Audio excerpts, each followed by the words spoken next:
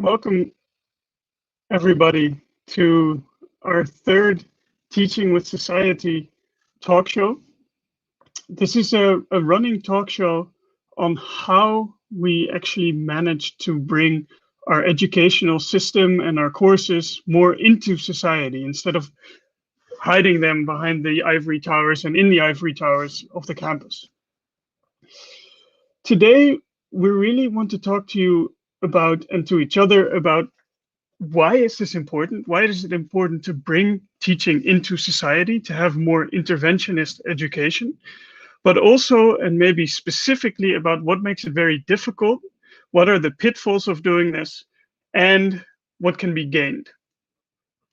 So we'll have a 15-minute introductory session to this talk show where we introduce what we think are two great examples of interventionist education. It's the mixed classroom that Jesse Hofman will introduce, and it is the Living Past initiative that Twan Peters will introduce. After that, we'll have two short discussion sessions about what we can do with interventionist education and also how hard it may be to actually fit this into our academic system as it is. So without further ado, let me introduce briefly Jesse Hofman, who is an assistant professor at Copernicus Institute in the Urban Future Studio, and who will talk to us about the Mixed Classroom initiative, which we are very happy to announce got the second prize at the Hoger Onderwijs, at the inaugural Hoger Onderwijs Premie earlier this week. So without further ado, take it away, Jesse. Welcome, everybody. I got to the Urban Future Studio in 2016. Was hired by Martin Heyer to actually become part of this initiative, which was very much started with the idea to bring science and policy closer together, or science and society. And the reason for that being that there is this hunch that we need to contribute to this urgency of the climate challenge and other sustainability challenges, but that is not self-evident at all, because when we talk about sustainability challenges, it's often from science in numbers and in abstract images. And as you can see here, science itself is retracted back at the campus, outside of the city, outside of society. And we maybe lost that connection to the imagination of the future. Doing something about that is the idea of the Urban Future Studio. And in terms of education, what we started in 2016, I was the project leader from that moment, was the mixed classroom, in which students and policymakers from ministries, from provinces, the municipality, water boards are brought together and learn together about the imagination of the future. Always around themes like the Netherlands in 2100, or how do we build another 1 million dwellings in the Netherlands? And together with Martin, I always visit ministries somewhere early spring to find these topics out. And what this this innovation very much about, I think it can be summed up in terms of how we combine it, innovation in terms of content, the form, and the composition of the mixed classroom. So in terms of the content, we always look at a theme, but we do so very much from an idea that it matters how we bring images from the future to the present, and that because how we think about what might be and what we can desire, what we can aspire as a society, and the role science plays in that, plays a crucial role in dealing with challenges in the present. And we always have guest lectures, designers, policymakers themselves, also scientists, young people, activists, and it also relates to the composition. So the composition is obviously policymakers and master students from different disciplines, but it's also artists, designers, and that composition is always a way to bring people together who never meet each other in practice, and to bring those new connections, which allows a new form of imagination. And that relates thirdly to the form of the mixed classroom. So we always situate our classroom in different locations, sometimes at a municipality home, sometimes in ministries or in venues where students work on an art exhibition. And that last part, working on a museum of the future, is also something about the form, that it's very much about staging a conversation about the future. That's always sort of if we talk about the intervention space, that is or the sort of the intervention, it's usually in that space. So I think the innovation of the mixed classroom is very much bringing the content of thinking about a topic in terms of what it might become in the future and how we may reach that, the composition and the form. I'm very happy with sort of that also for myself as a teacher. I think it has helped me to realize a classroom which we really have taken away sort of the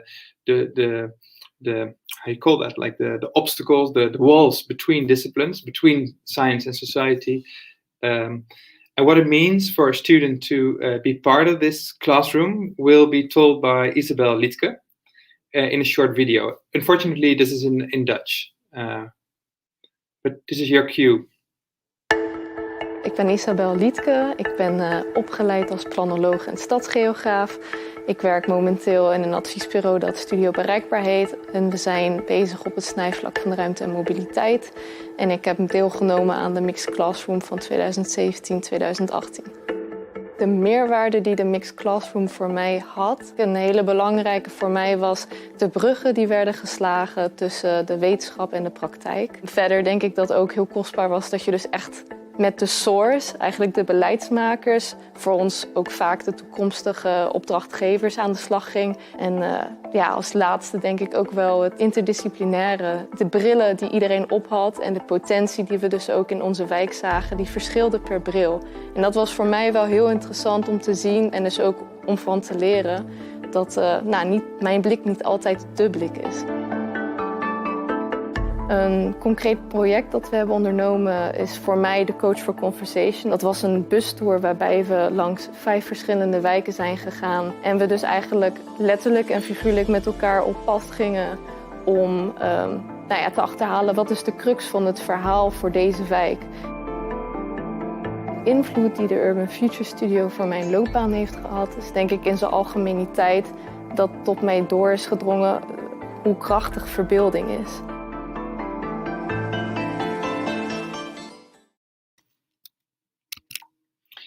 Ja, ik denk wat Isabel hier heel mooi vertelt eigenlijk is dat ze hebben so many students like Isabel sort of had the same story, that with participating in this course they really found out a new way to engage with sustainability challenges, and I think it's part of that interaction with the policymakers, but also very much thinking about the imagination as a way, like it's a different way of dealing with science, of course, away from being purely a fact checker, more towards thinking about worlds that can be, and thinking about desirability and bringing people into that imaginative space. This sort of course has had different spin-offs. We brought it into a sort of a summer school format as well. It is part of has been a sort of a module at the high school and even even at lower. I don't know just now the English word for it, and in different other sort of educational courses in the university, and is now being used for rethinking the bachelor and the master at the geosciences department. But I think very much what is even maybe more core is that it has created sort of this new community of teachers, researchers that are really sort of stepping up to really rethink what academic teaching can be about and how it can cross boundaries in so many different ways. And I think this is also sort of how we want to bring this forward, very much thinking like how can we even grow this new generation that is sort of really working at the intersection of academia and society in thinking about how we imagine the future together and how we stage that conversation about the future. I think that is my presentation. And I think that's the idea of the mixed classroom, and hopefully that kind of captures also how we approach intervention here. I'm very curious to hear how this relates to Twan's course, Living Past. Twan, do you want to...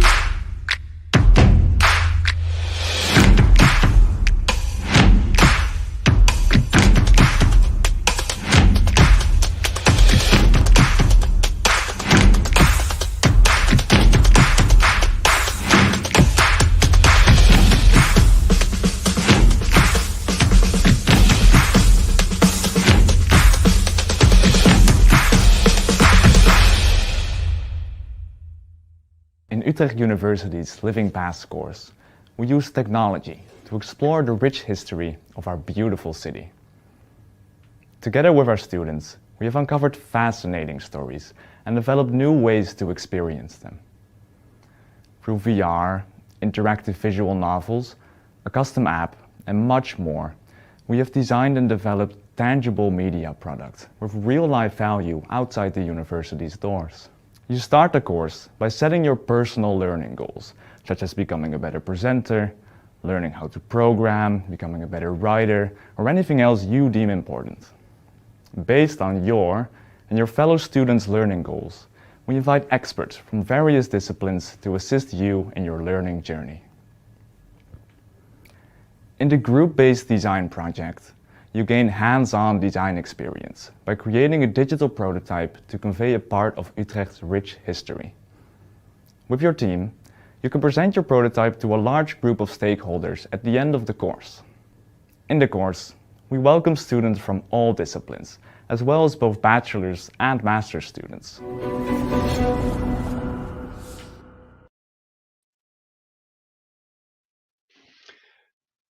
Yes, you have got a glimpse of the course, the Living Past course, and I share my share screen.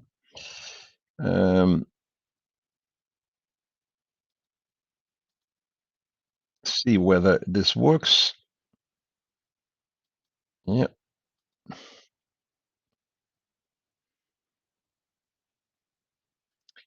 Yes. So the Living Past course is also meant as a kind of playing ground for Utrecht Time Machine. And Utrecht Time Machine is a collective, I would say, collective enterprise with the university, with the municipal archives, with the heritage department of the municipality, with the musea. So a lot of stakeholders trying to create a time machine like in other cities, like in Amsterdam or Venice, etc. And the architecture of the Utrecht Time Machine is being developed, you could say, within this Living Past environment. So students are literally working in the same way as Jesse just explains, contributing to a future, and in this case, a urban heritage future. So offering the society, so a Utrecht city, a new way of dealing with the heritage and trying to connect the citizens of Utrecht with the heritage in Utrecht in a broad sense. And the students, they actually, in this course, what is Living Past? It's advanced bachelor course. It's hands-on and interdisciplinary. That's very important to have a mix of disciplines working together in teams and to design and develop an innovative historical storytelling. The approach is co-design in the same way as the Future Urban Studio, and this kind of loops, iterative loops of design, redesign, is so important, and also in a academic reflection environment, because first the most important thing of this all is to show that in academia these kinds of new, I would say, courses these really deserve their place and are contributing to the process of becoming an academic. And of course, the core of our data are history data. It's about technology. The students learn how to figure out new digital methodologies. They tell each other about the latest developments in IT, there can be, as you already saw in the examples by Simon, is that we work with virtual reality, augmented reality. We work with podcasts. So all kinds of methodologies can be used for this design. And those products that are most, I would say, promising are going to end up in the Utrecht time machine. And that's also nice for the students to know that what they do in this course really makes sense, and not only for the university, but for the city as a whole. Thank you.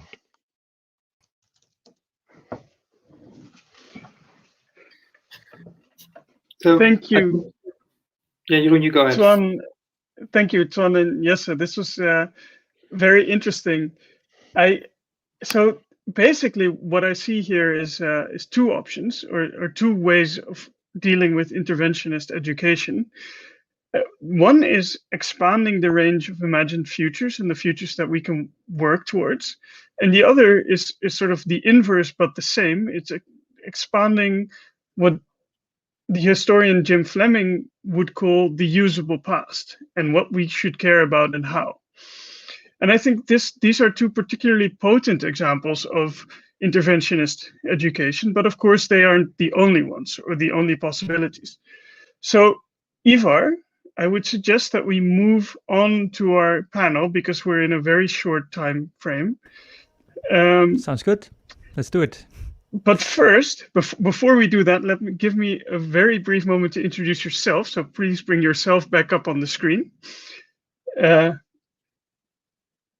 Because Ivar is our technical support on the background. He is the person who makes sure that this works and that it actually looks good, better than it would look in Teams. And if you have any questions or urgent remarks during this talk show, you can put them in the chat and Ivar will communicate them to us. That said, Exactly. We're on a very tight schedule, so we might not be able to really engage with everything that will come from the audience. But without further ado, let me introduce what we're going to be doing now. We have two statements, two thoughts that we wanted to discuss, and we invited three experts on the subject matter to discuss them with us. Rianne Poot, who, welcome, Professor Sanne Akkerman, and Dr. Gerry Nieuwhuis. We're very, very excited to have you here because you can probably tear our own thoughts apart. So let's open up the floor to you on the first statement. Ivar, can you bring it up for us? So we, from Living Past and the Mixed Classroom, feel that interventionist education is an absolute necessity for academic education. We personally think that we cannot have an academic system without doing this. But we are very interested to hear your hot takes on this. So I want to give all of you a minute to respond to this before we start to have an actual conversation about this. First, Sanne, do you want to take us away?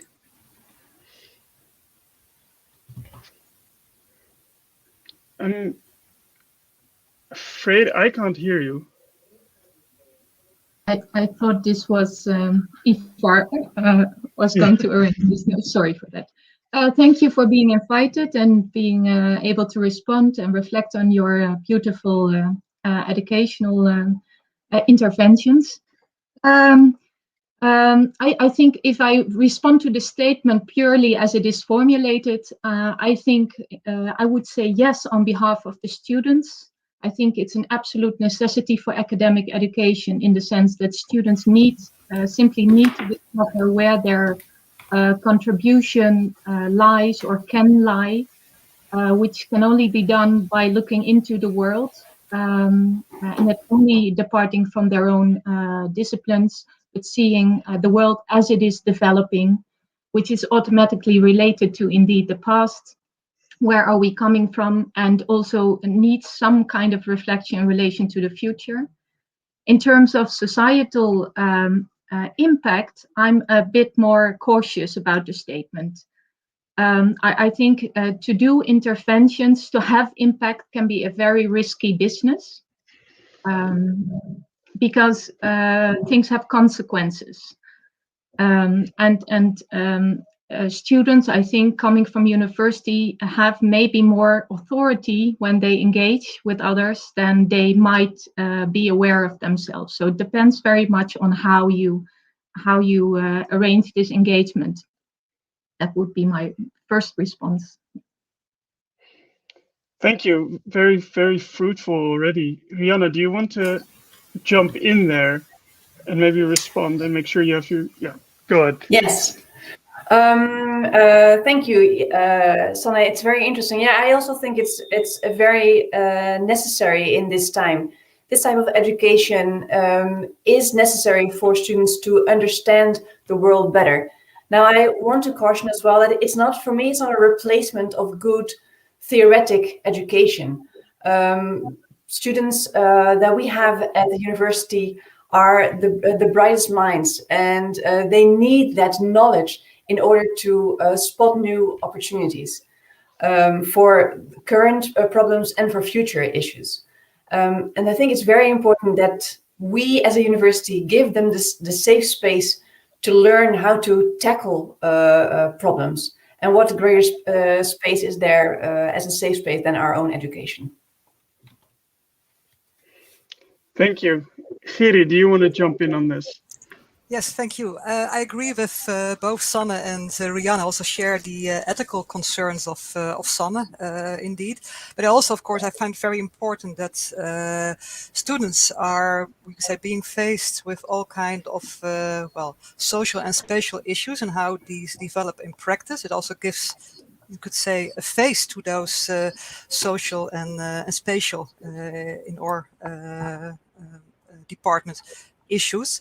Also, of course, helps them to acquire all kind of very important skills they might not learn in the classroom. But of course, it should always, you could say, accompanied by all kind of theoretical reviews and insights as well. And in a certain way, of course, now right now we discuss interventionist approaches. I don't think we can discuss definitions of interventionist approaches right now. But of course, I do see a difference between more experience-oriented education and interventionist approaches. Also, whether you indeed also come up with solutions, whether they also want to implement those solutions. So that might be something that, well, to keep in mind when we continue our discussion here. Thank you. I find there's, of course, a lot of connections between the perspectives that you raise here. But the interesting tension that I'd like to draw out for the few more minutes that we have for this particular discussion is that tension that was already raised by Sanne, that there is a consequence to bringing your students into a societal environment, right? But at the same time, you want to give them that safe space to experiment with engaging with society. So how would you see that tension? Do you have any recommendations for doing that carefully and nuanced? Because I think all of us agree that you need to give your students first a good backpack of information, and then you need to give them some room to experience other things. So would you have any recommendations for us or for the audience to think through this? I could respond. I don't know. Yeah. Yeah, feel free. Yeah, I think the kind of paradox here is that the initiative, when the way we formulate the initiative from the perspective of Utrecht University, is a teaching, something we want to teach to students. We want to allow them the experience of how the world is developing. But of course, when you are engaging, the crucial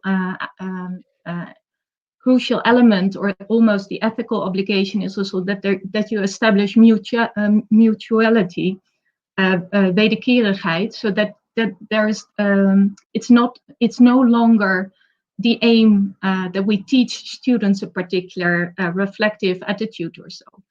the aim has become immediately much bigger. So what we know from boundary crossing research, where you link two or more practices or communities to one another, that it's very critical that there is that everyone has a gain from engaging in it. And I think there are several strategies from within that strand that we can learn from.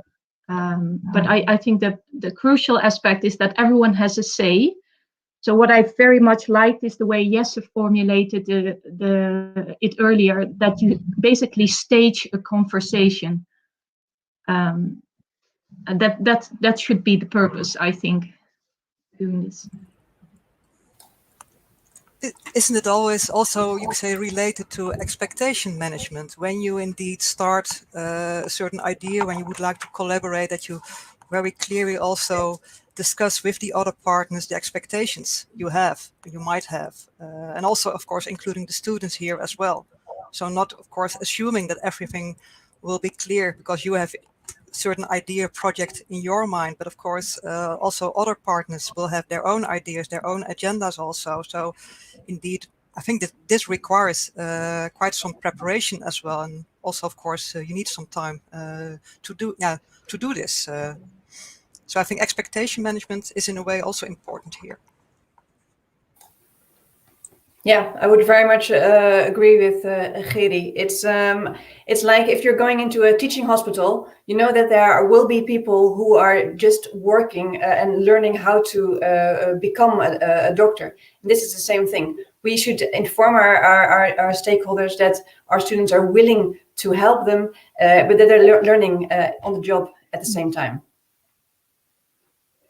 So if I paraphrase all of you maybe quite freely, what we need is for our education, but also for our expectations, to be a little bit more humble about what we're doing. Because we can't expect our students to solve all the problems of the world, but we also cannot expect to send them out into the world without ever having seen them out in the real world. But in terms of expectations management, we're here, of course, from our own sort of perspective to big up interventionist education for our purposes, lumping together experiential education and the real interventionist education. But there's also a real world struggle for us to engage with. And that is that we find it very difficult to combine or fit interventionist education into the existing academic system. And this is the second point that we wanted to discuss with you. Ivar, do you want to bring up our second statement? That we feel at this point, interventionist education is very hard to fit into the academic system. It doesn't seem to allow us to do this very well. And again, I'd love to hear all your thoughts, but I'm also finding that you have a very intuitive way of responding to each other anyway. So feel free to just take your word, take the floor if you think you have something to share with us. But maybe Geri, you want to open it up for us. Well, I thought about this indeed. Well, I think you can distinguish different levels of where it is hard, why it is hard to fit into the academic system. Of course, in practical issues, for example, we work with periods of 9 or 10 weeks. Having a course with such an approach, having it fit in this, as you said, a rather cramped period makes it difficult. Also, the time slot system is not always that friendly towards this kind of approaches. But also, of course, I think most important, because these are all practical issues, and I think you can deal with such practical issues in the end. But I think more important are also issues like study culture. How do you achieve that your students are really, you could say, open to such a different approach? Because it is different than going to class for 2 hours and then return home preparing some assignments. It also requires quite something from them. And I think that's, you could say, most important in this kind of teaching approaches. So that's for now.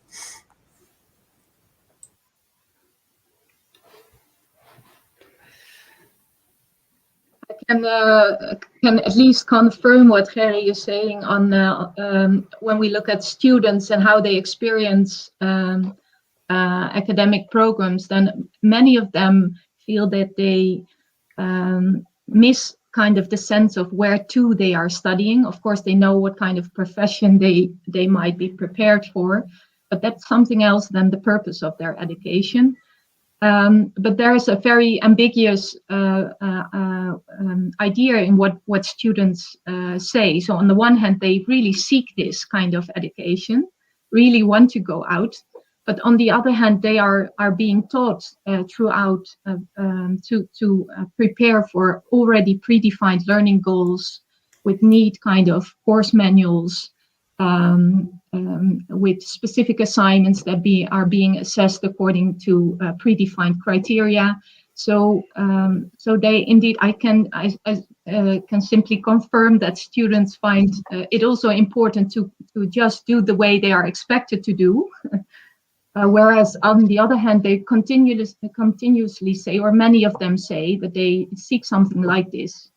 So that makes it difficult, I think, to just have one course, so to say, that does this within a system that speaks something else. So I agree. I agree very much with the statement. It's lovely how the three of us came to the same conclusion when we're preparing this. I also indeed agree with the statement. There are just a lot of pragmatic things which we are encountering right now. There is the assessment, how to deal with assessment. For instance, what do we do with students who worked so hard but didn't accomplish because they failed somewhere along the way and their artifact is not what they were bringing isn't correct? How do you deal with that? We as a university have not yet found the best way of assessing also the process in these kind of this kind of education, I think. And one of the things that I would also like to highlight is that it takes a lot of time from the teachers. I've seen Twan and Ivar, for instance, taking so much time to get up with the right stakeholders, get commitments from everyone outside of the university. That in itself takes a lot of time and is something to consider when you want to start this kind of education. Thank you. I think you're bringing up something that I very much would like to discuss, because from the beginning, it seemed of the first two responses here, it really focused on the difficulty on the student side of things, right? That we've apparently already trained our students to think about education in a certain way, and this doesn't fit with their expectation, which makes it very hard for them to adapt, or at least for some of them. But there is also an institutional and a personal teacher side to this, right? It's institutional, it might not be easy to get this going. And personally, it just asks a lot of the teachers. So I'd love for you to reflect a little bit on that too. Well, I can only agree with that observation. I think that of course, when you teach together with other stakeholders, you should also, consider how to involve those stakeholders. Do you agree when they, for example, start giving feedback to students, as was the case in the course we did in the neighborhood here, that citizens, the population involved, all kind of stakeholders also started to give feedback to students, and students had quite some difficulty with, how to deal with those, with that form of feedback. And we as teachers also needed to, consider how to deal with all kind of interventions from the outside world in our teaching, in our course as well. So that's also something I think, we should consider. And so basically, I think the whole relation between students and teachers changes and also needs to change. Teachers learn along, whereas at the same time, they do have an important role in guiding the process, the reflections, and also the ethical aspects, the emotional aspects, because that's what you see for students also in these kind of courses, that it almost touches upon identity issues as well, like who am I, who do I want to be? So they sometimes can make very strong decisions to do something entirely else than they planned beforehand. And those are all things that you have to be able to deal with as a teacher as well. Personally, I think the most difficult aspect in the current system is the assessment structure that we have for teachers as well. So being held accountable for outcomes that need to be predefined beforehand in specific ways is almost paradigmatically in conflict with the idea of going into a process that is so open that it should also be able to fail collectively. A project should be able to fail. It should be able not to arrive at a solution or not yet to a solution. And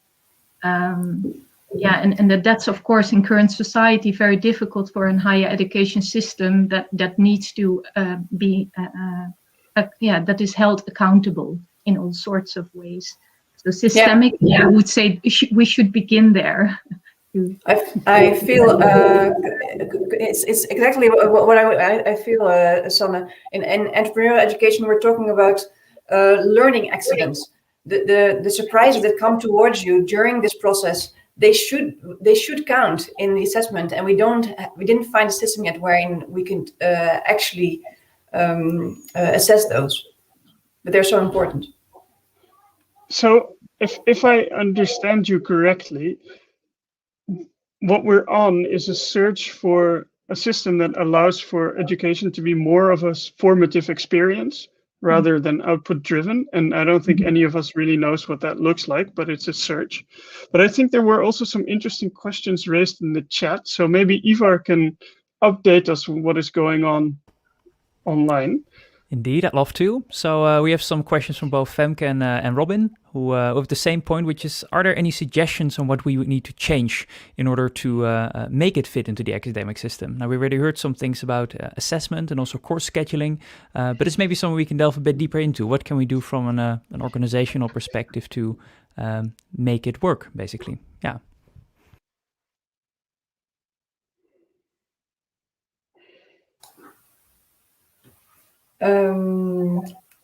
Where to start? I think my suggestion is, and that this is what I say to my students as well, just start. And this makes it very easy. But I've seen, for instance, also with Ivar and Antoine in their course, they started with an MVP, a product which wasn't finished yet. And they have used their education every year again. They're changing it.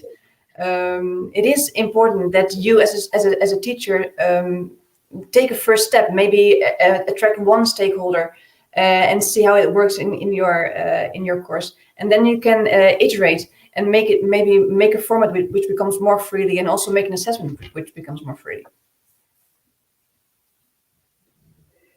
Yeah, I think in addition to this, I think it's very interesting now in Utrecht University how we are changing towards a system with more degrees of freedom, profileringsruimte.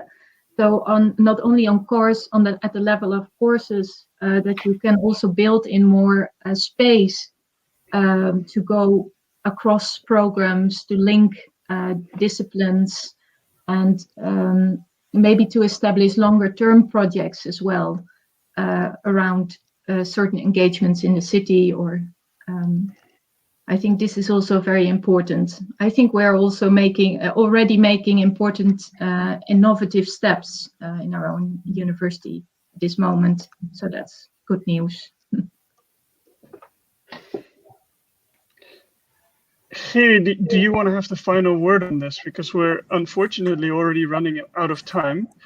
Well, yeah, I think I can only agree with what Sanne and Rianne already mentioned also, because I think there's quite some space right now already to do some pilots and to start up with certain interesting experiments. And I was just looking at the chat where Suzanne mentioned, well, what is fail? Huh? Because indeed, is indeed some kind of failed outcome, but of course that doesn't mean that there are no learning outcomes, and there might be quite some learning involved here.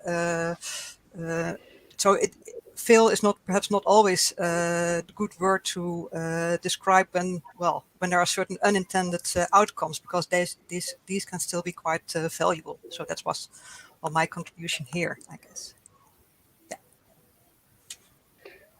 Thank you. Well, thank you ever so much for all your reflections. I personally find that idea of being allowed to fail a very appealing one, both for students and for ourselves, right? Not all of our ventures will be successful, and not all our new courses will be successful, and especially not in this experimental scene. But I would love to give Twan and Jesse a final 30 seconds each to reflect on what they've heard. But Twan, Jesse, realize that we only have 3 minutes to round off, so you have to keep it very, very brief. Is it okay if I start, Jesse? Okay. Really thank you all, Sanne, Rihanna and Geri, for the acute remarks. Of course, I started with my statement in the presentation with telling you that we regard the living past as a playing ground. And that means it's a cautious, humble approach. Because it should feel safe, and dialogue between students and the society, a dialogue that is, of course, organized in a way so they don't need to feel exposed, because that's something we should prevent, and also misconceptions about the expectations on both sides. Another thing that I found really informative is the identity formation that takes place in the course. And we should be very well aware that's completely different from conventional courses, and that the teachers in the course should take on board. What we experimented with in the Living Past course is a vertical education. So combining bachelor students with master students, and that's also something promising because it really increases the speed of becoming I would say, an academic, because the master student has to take care for the bachelor. Yeah. Thank you very much. I think we will all want to learn more about this, but let's give Jesse a final word, because we have 1 more minute.